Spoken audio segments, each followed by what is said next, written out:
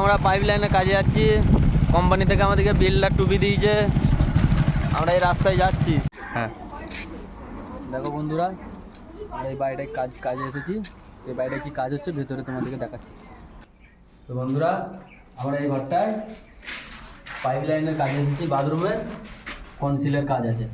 কাজটা করে তারপরে কথা বলছি।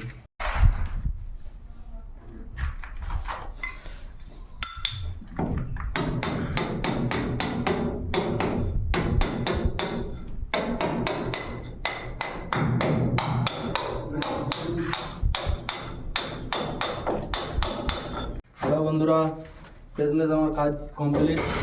এই দিক থেকে লাইনটা আমি ঢুকাইছি, এদিক থেকে টেনেছি, কুমোট বসবে, কুমোটের সিস্টেম বাক্সের লাইন দিয়েছি, এদিক থেকে লাইন চলে এলো। এটা কুমোটের স্প্রের লাইন করা হয়েছে, এদিক থেকে লাইনটা চলে এলো। এখান থেকে হ্যান্ড শাওয়ারের লাইন বার করে দিয়েছি।